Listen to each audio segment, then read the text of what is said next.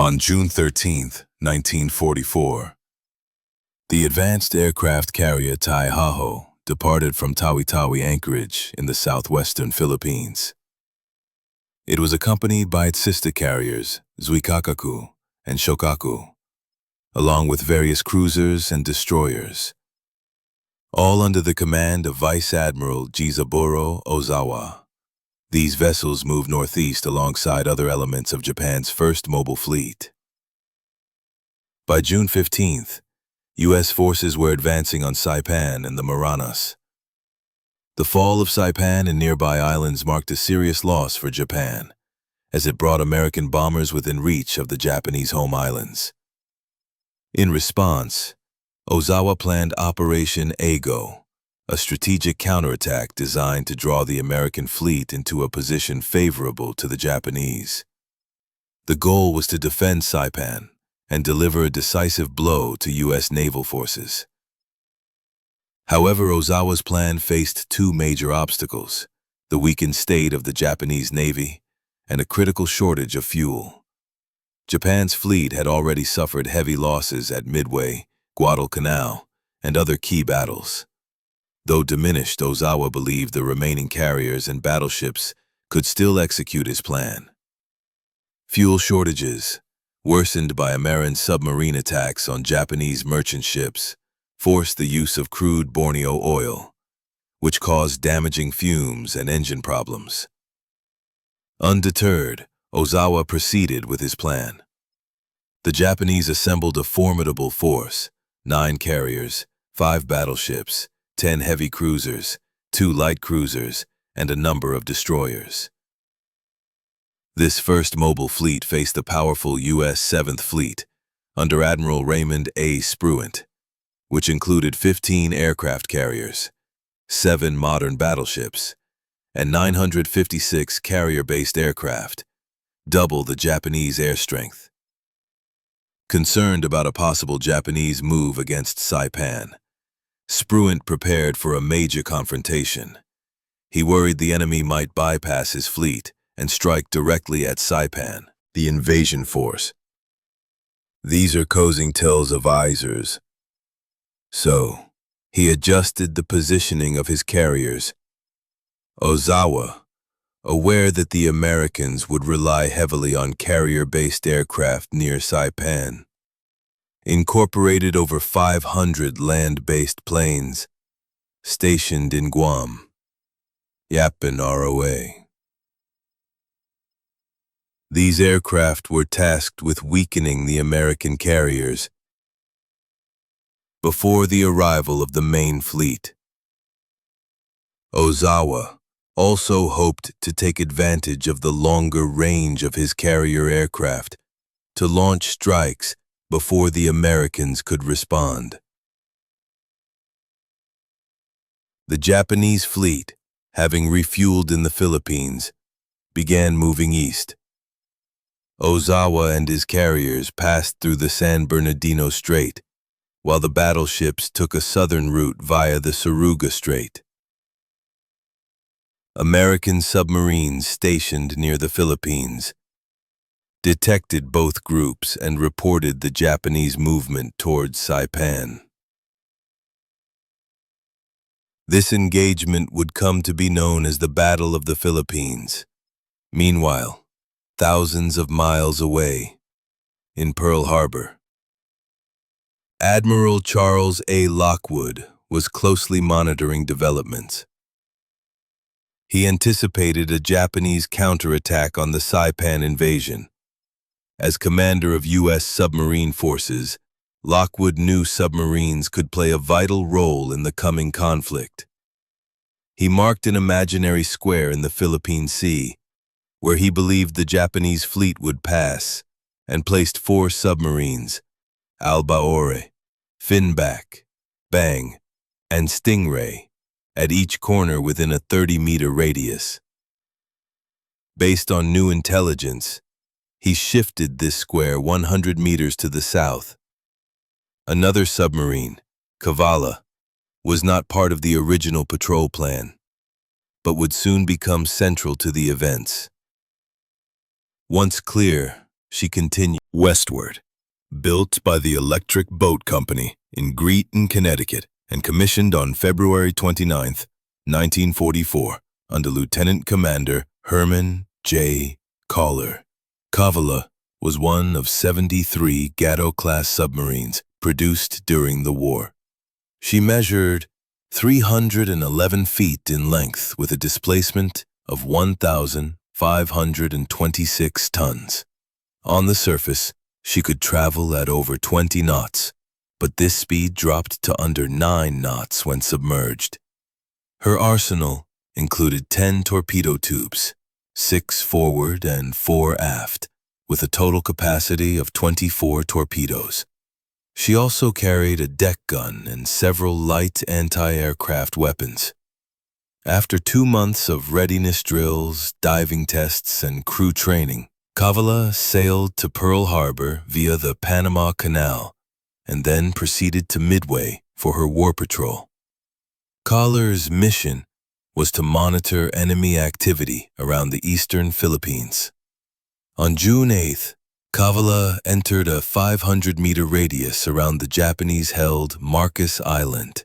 Lookouts remained vigilant for enemy planes, and the submarine cruised on the surface during daylight.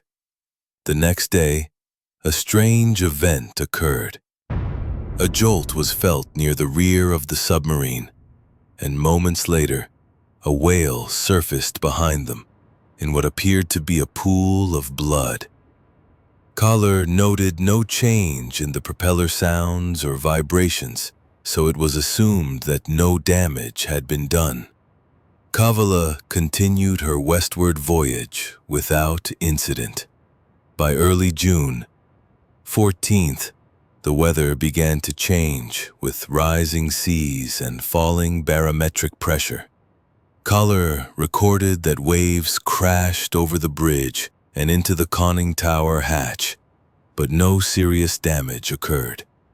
He attempted to send a weather update to Pearl Harbor, but worsening conditions prevented transmission. Choosing safety, he submerged the submarine for most of the day. When the seas calmed by mid-afternoon, he surfaced again.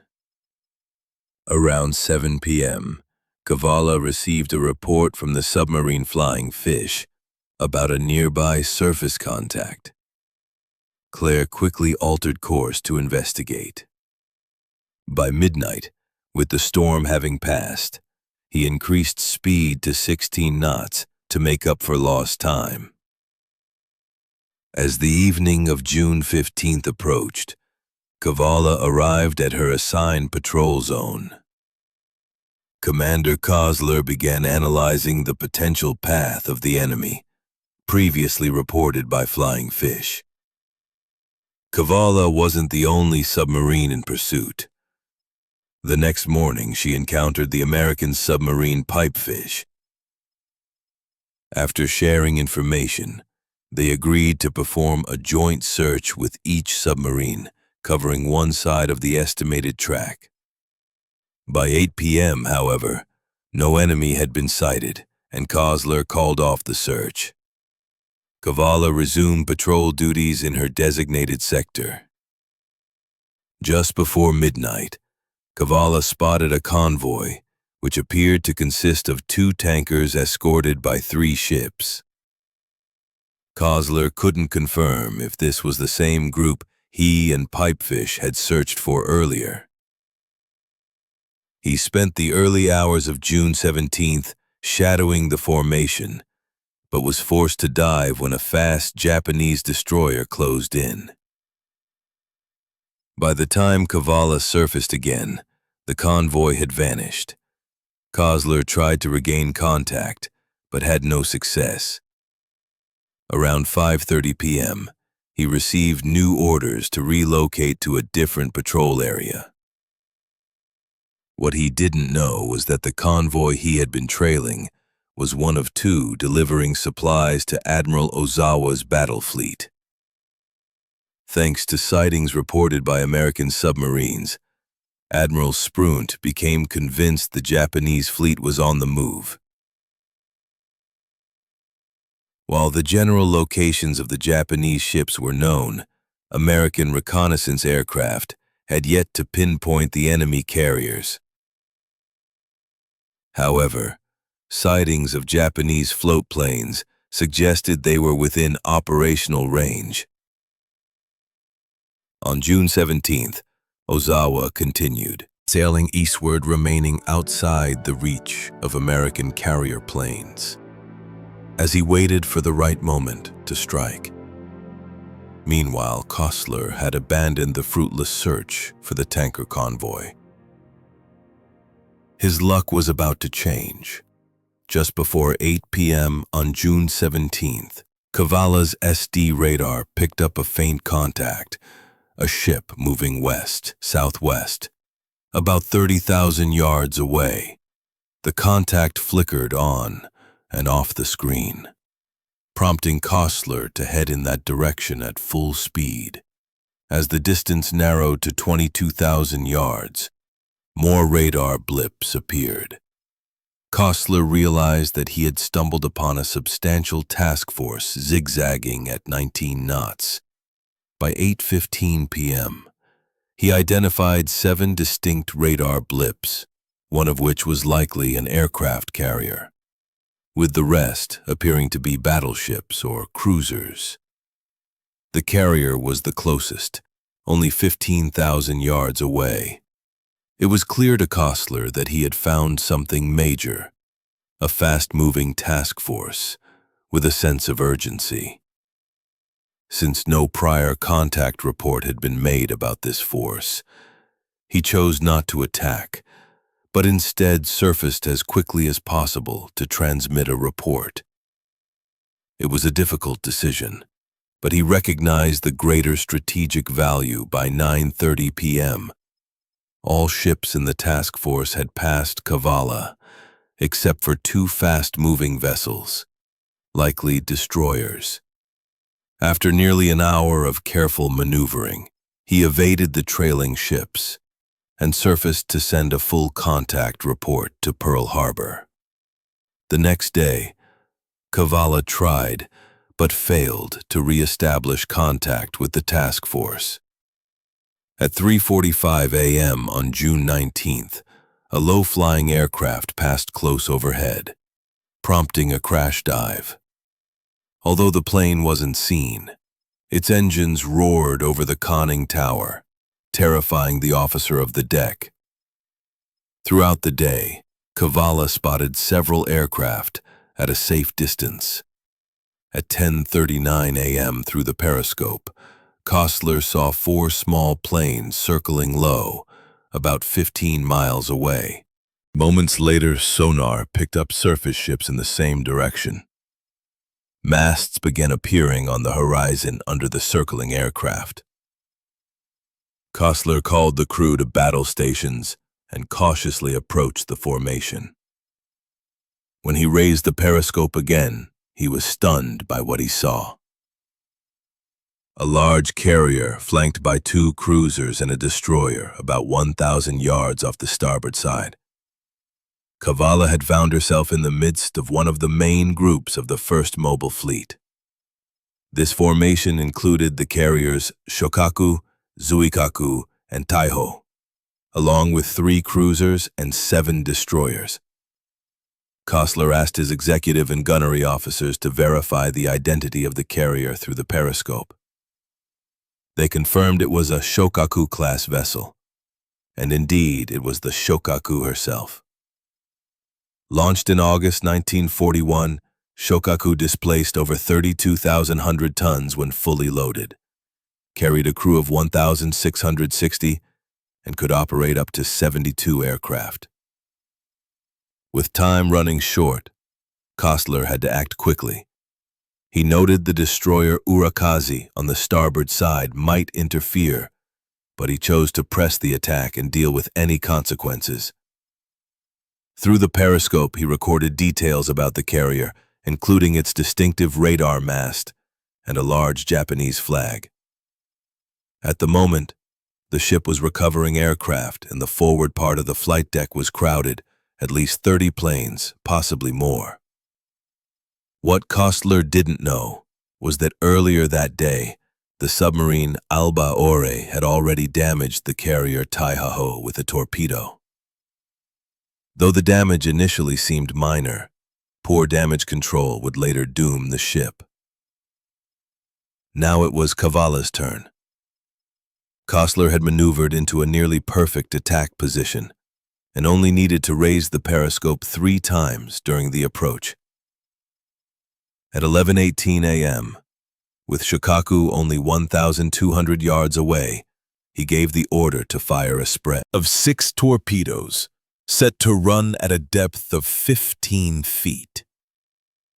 Though the submarine had not been detected, the nearby destroyer remained a concern. With its bow directly facing the submarine, and only 1,500 yards away, Kostler ordered Cavalla to dive, even as the torpedoes were being launched. I fired the 5th and 6th torpedoes while descending, he later recalled. About 50 seconds after launching the first torpedo, the crew aboard Cavalla heard the powerful boom of an explosion. 2 more detonations followed quickly, each spaced about 8 seconds apart. Kostler concluded that the last 3 torpedoes missed, based on hearing only 3 impacts. He ordered a left rudder turn and began silent maneuvering to prepare for the inevitable counterattack from the Japanese. By the time Shokaku's lookout spotted the torpedoes coming from the starboard side, it was already too late. The projectiles were dangerously close. The ship's captain ordered evasive action, but it was ineffective. The torpedoes struck midship and toward the bow. Shaken by the consecutive hits, Shokaku began to list to starboard and quickly dropped out of formation. With Orikaze standing guard nearby, having executed a surprise and damaging attack, Kostler turned his attention to escaping safely. Diving Cavalla deeper to avoid detection, the first depth charges exploded only 2 minutes after the torpedoes were launched. 2 sets of 4 charges came uncomfortably close. One volley exploded ahead, above, and to the port side. The other crossed from port to starboard. At 11:44 a.m., a destroyer passed directly overhead, at high speed, its propellers rumbling through the submarine. However, no depth charges were dropped during that pass. Soaked in sweat and under immense pressure, Cavalla's crew maintained absolute silence. Initially, 3 destroyers pursued the submarine, but after about an hour and a half, only 1 remained. There were no signs of sonar pings during the encounter. By 1:30 p.m., it appeared Cavalla was successfully evading her attackers. Depth charges continued to explode, but at greater distances and between the submarine and the site of the attack.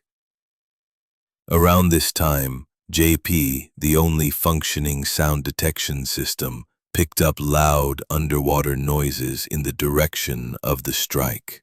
Less than 30 minutes later, Kostler began ascending gradually to periscope depth. Sporadic depth charges still echoed in the distance, and the same underwater noises persisted. At 2:08 p.m., 4 massive explosions erupted from the direction of the attack.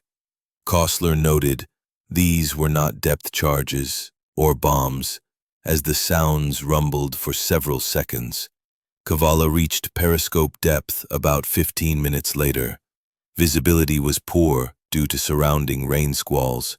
With the attack over, Kostler ordered an end to evasive measures and resumed normal operation. Over 3 hours, Japanese destroyers had dropped 106 depth charges, with 56 detonating close to the submarine. Shortly before 7:00 p.m., Cavalla surfaced and began to retreat from the area. After traveling for over an hour, Kostler transmitted a message to Pearl Harbor, reporting that they had struck a Shokaku-type carrier with 3 torpedoes. He briefly described the depth-charge counterattack and mentioned the heavy explosions they had heard. He expressed hope, stating, "I believe we sank that vessel." That day marked the end of a grueling and momentous operation. Shokaku, a seasoned warship, had taken part in key early war battles, including the attack on Pearl Harbor and the battles of the Coral Sea and Santa Cruz. Japanese naval records made little mention of her loss, while Kostler reported 3 torpedo hits. Some Japanese survivors believed there were actually 4. It's believed that the explosions ruptured a fuel storage tank, sparking a fire that was initially contained, despite efforts to save her.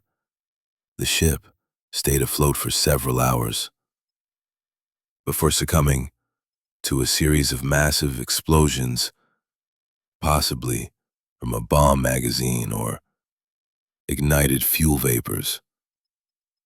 The carrier sank, taking 1272 crew members with her.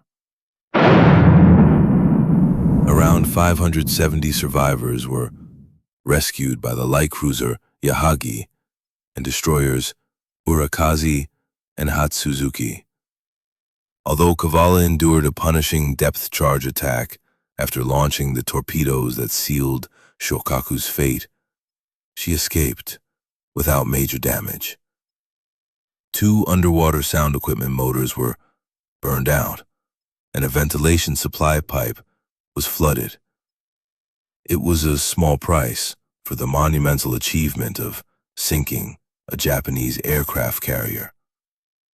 Cavalla continued her patrol through the rest of June and was ordered to Saipan later in the month. Just after 2:30 p.m. on July 1st, 1944, Cavalla rendezvoused with the destroyer Philip, which escorted her for the remainder of the journey. At dawn, the 2 vessels approached Saipan. The morning light revealed a scene that would remain unforgettable. According to Kostler, nearly every type of ship was present, and one side of the island was cloaked in smoke. The sights and sounds of gunfire were unmistakable. From Cavalla's position, she dropped anchor off Saipan's southwest side, joining a mix of other ships. The crews told that Japanese aircraft typically attacked at night. Nonetheless, lookouts were posted and machine guns manned in anticipation of any rare daytime raid. At 1:10 p.m., Cavalla received a group of visitors while refueling from the tanker Kennebago. Staff from Admirals Spruan-Turner and Hill, along with 6 war correspondents and a photographer, came aboard. Kostler remembered being overwhelmed with questions about the attack on the storage tank, sparking a fire that was initially contained, despite efforts to save her. The ship stayed afloat for several hours before succumbing to a series of massive explosions, possibly from a bomb magazine or ignited fuel vapors. The carrier sank, taking 1272 crew members with her. Around 570 survivors were rescued by the light cruiser Yahagi and destroyers Urakazi and Hatsuzuki. Although Cavalla endured a punishing depth-charge attack after launching the torpedoes that sealed Shokaku's fate, she escaped without major damage. 2 underwater sound equipment motors were burned out, and a ventilation supply pipe was flooded. It was a small price for the monumental achievement of sinking a Japanese aircraft carrier. Cavalla continued her patrol through the rest of June and was ordered to Saipan later in the month. Just after 2:30 p.m. on July 1st, 1944, Cavalla rendezvoused with the destroyer Philip, which escorted her for the remainder of the journey. At dawn, the two vessels approached Saipan. The morning light revealed a scene that would remain unforgettable. According to Kostler, nearly every type of ship was present, and one side of the island was cloaked in smoke. The sights and sounds of gunfire were unmistakable. From Cavalla's position, she dropped anchor off Saipan's southwest side, joining a mix of other ships. The crews told that Japanese aircraft typically attacked at night. Nonetheless, lookouts were posted and machine guns manned in anticipation of any rare daytime raid. At 1:10 p.m., Cavalla received a group of visitors while refueling from the tanker Kennebago. Staff from Admirals Spruan-Turner and Hill, along with 6 war correspondents and a photographer, came aboard. Kostler remembered being overwhelmed with questions about the attack on the Japanese fleet. After about an hour, the guests departed, and preparations to depart resumed. Kostler described his time in Saipan as one of the most fascinating experiences of his life. The submarine was only a mile from shore and had a front-row view of one of the Marine's fiercest battles. Cavalla ended her first war patrol on August 3rd, upon arrival in Majuro. The mission lasted 64 days. She remained in Majuro for the following month, undergoing routine maintenance while the crew engaged in both training and relaxation. The Battle of the Philippine Sea delivered a devastating blow to the Imperial Japanese Navy. Americans later referred to it as the Great Marianas Turkey Shoot. Due to the overwhelmingly one-sided air combat, Japanese land-based aircraft were unable to inflict significant damage on the American fleet. Admiral Spruant, upon locating the enemy, retaliated decisively. In addition to the submarine sinkings of Taihaho and Shokaku, Ozawa's forces lost a third carrier Ho and hundreds of aircraft. Numerous other ships sustained varying degrees of damage. In the final days of the war, Cavalla was assigned to rescue missions off the coast of Japan. She sailed into Tokyo Bay on August 31st and remained through the official Japanese surrender on September 2nd, 1945. Over the course of 6 war patrols, she was credited with sinking 4 Japanese ships. Still, her most celebrated achievement remained the sinking of Shokaku during her first patrol.